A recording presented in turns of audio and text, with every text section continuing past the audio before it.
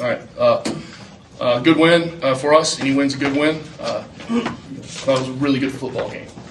I mean, that was a good football game all around, both sides. Duke has a good football team. I do think that we came out, we played fast. That's what I was looking for after the bye week, coming off the bye week to look fresh. Looked like we were fast again, and that's kind of what we saw in practice during the week. That we had our team speed was better again, and we saw that tonight. The defense was flying around, doing a good job. I think they're improving really every week. Doing a good job against the run. Credit to what Tooch is doing and what Jess and Kyle Pope, those guys front seven. Got some big stops when they had an explosive kickoff return in the second half. We had some good stops in there. They had some. We were playing behind the sticks field position wise. I think we had 3 or 4 drives that started -10, 3 were in the -9, I think, and 1 or 2 in the -10. We got to do a better job in controlling the vertical field position in the football game, so we don't get in those holes so much and have the long fields to go. But we were moving the football, but with 9 true possessions, and then kneel down at the end of the game, and the 22nd possession for halftime. You're getting 4 scores out of 3 touchdowns and a field goal. We got to be a little more productive on those things. We're getting the long field, so we got to do a little better job with that. But the kids played hard. Thought they played smarter tonight. I really do. Other than before halftime on defense, they had those a couple of chunk plays after the penalty on the punt. We'll take a look at that penalty and see exactly what we need to talk about on Sunday with that one. But other than that, I mean, both teams played really hard. That was a good football game, and really glad to be able to come out on top in that one. And I told the guys in the locker room afterwards that it was enjoy the win, enjoy every win. But then I challenged every person in the room, man to man, that when we come back in tomorrow, right, the first thing we're going to do when the team meeting starts is we're going to make sure every person on this football team knows how to sing "I'm a Rambling Rat from Georgia Tech." Right? There's a couple of young guys in there, right, that aren't quite on it, so we're going to have a lesson in that first, right? But I challenged them all to be just as critical after this game, right, as they were 2 weeks ago, right? And to make sure that we improve in the same regard in the next week, because we have a tough stretch coming up, and we have a 12 o'clock kickoff on Saturday. I believe it's 12 o'clock right now. Yes, 12 o'clock kickoff, so we'll be back to business. But really happy for the kids, happy for the coaching staff. Okay, questions? Jackson. Your team seemed to play a pretty near perfect fourth quarter. What allowed y'all to really rally and score on both those drives and then come up with the necessary stops to seal the game? Magic potion. they halftime. I challenged the guys that it was going to be a second half game. It was a big field position game. I know that Duke really has taken a lot of pride in taking teams in the fourth quarter and winning games in the fourth quarter. But that's what we have to, right? Regardless of the outcome of a couple of games this year, I think our guys have continued to play throughout, and and that's what they did. They kept playing. It was good execution. I do think at the line of scrimmage, I think our guys tended, and I'll look at the tape and see it for sure, but I thought we started to wear them down a little bit. Some of those runs early on, that were 3 yards, 4 yards, 2 yards, 6 yards. They started cracking. Jamal had a good game running the football, but I thought Chad Alexander, man, he had some really hard physical runs there on some big downs in there. Kelly. You put in a couple wrinkles this week, having Harrison come in and play as extra offensive lineman, and then also the way you guys use the screen game to seem to maybe loosen up the run a little bit for you. Was that sort of some of the stuff from the self-scouting and the bye week that you guys wanted to add in? Yeah, we got a little too constricted the last few weeks in playing in a phone booth a little bit. So we wanted to make sure that we spread it out. Work the field, not just north and south, but east and west as well. We've got guys that are explosive with the ball in their hand. And really the biggest challenge of that was Haynes negotiating throw past those defensive ends. I mean, they're in race charges up the field, almost the whole game. So that was the challenge, and we felt like Haynes would be able to do that and spit the ball out there. And I thought those guys, we didn't have a lot of long big passes, but we had some really crucial catches and some crucial situations, I thought. Rod. You got 128 yards from Jamal, but how big were the 59 yards from Chad, especially the runs he had in the fourth quarter? I knew you were going to ask a running back question. That's my position. Is that what you played? No, it's like I said. I mean, Chad had some really good hard runs. I mean, there was some third down runs in there he had. And, Ramp got behind his pads, and for a smaller back, he's an explosive guy, and I thought he showed it tonight. Chad. A couple weeks ago on the radio show, you talked about Jamal and his nagging injury and how he's fought through that. Just how tough has that been on him, I guess, even mentally and emotionally, to have to deal with that week in and week out? Yeah, I mean, anytime you're not performing the way you're capable of, it's tough. But look, it's not just Jamal. I mean, I thought we played better as a unit up front tonight, and especially in some of the short yardage situations, we had a couple of wrinkles in there that helped us. But some of those things were added because we were able to have guys at full speed and fully healthy. So, but after the game, I gave Jamal a big hug, and I said, "Man, really good to see a 100% number 11 out there." And watching practice really from Sunday, Tuesday, Wednesday. The guys that are banged up at practice, they wear a black jersey, and into practice, I went out and I had equipment guys go grab his jersey out of his locker. And, I took that black jersey off of him before the last period of practice and threw it in the garbage can and gave him his white one back. He must have been like Superman had taken his. Should have done it earlier in the season. I don't think that would have been very wise. I mean, he's a tough kid. We have some tough kids on our team. Okay.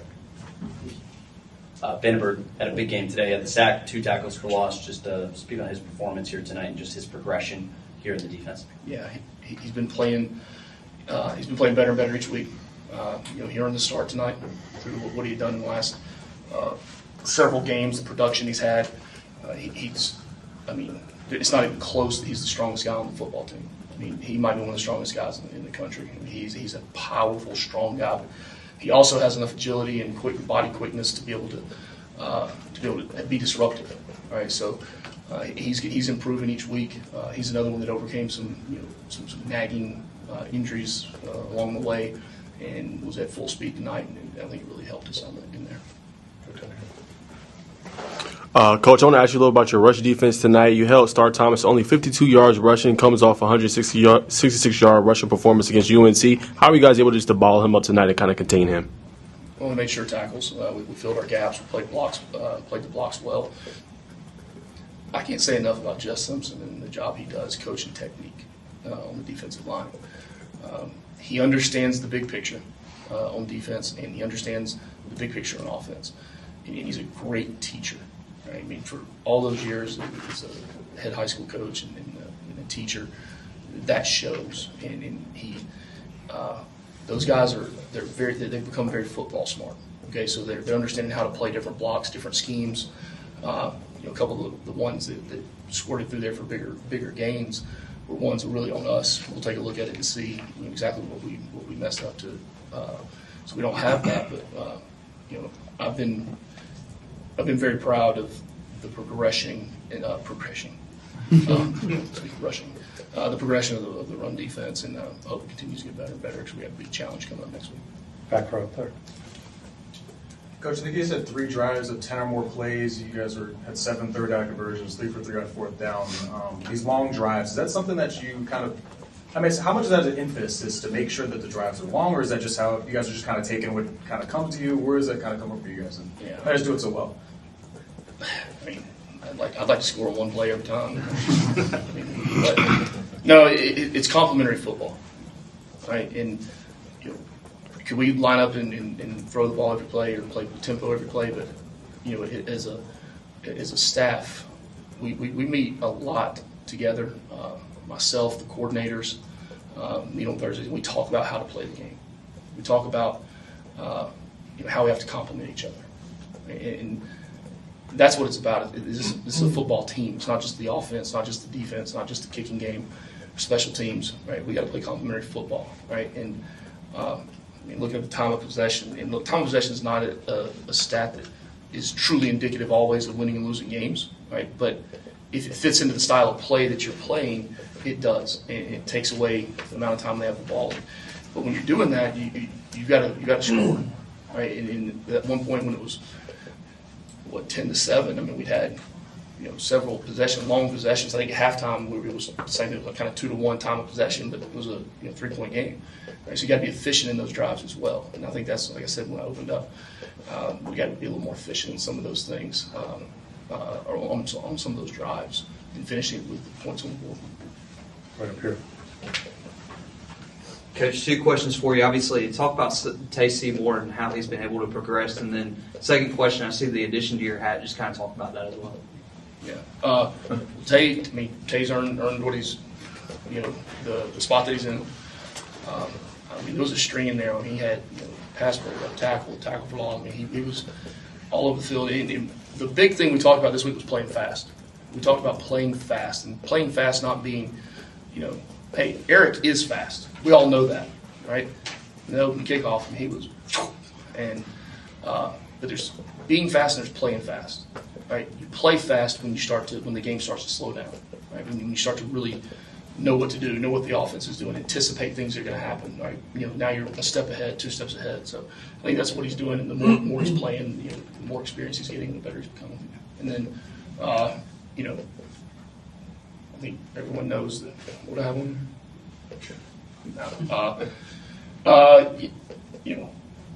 One of the greatest players to play here, Billy Shaw, and that's what it was. It was just for him.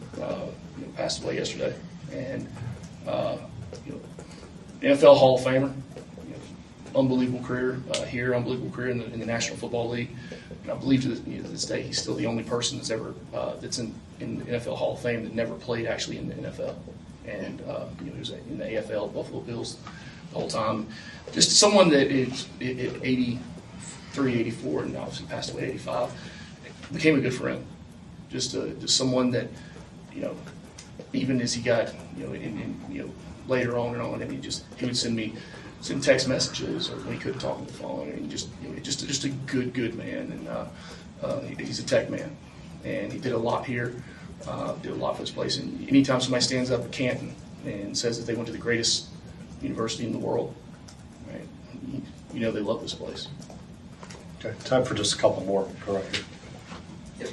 Yep. Going into the fourth quarter, Tech, they last scored in the 10-minute mark in the second quarter. What do you think led to that turnaround? Magic. No, it was. We really started playing the field position battle.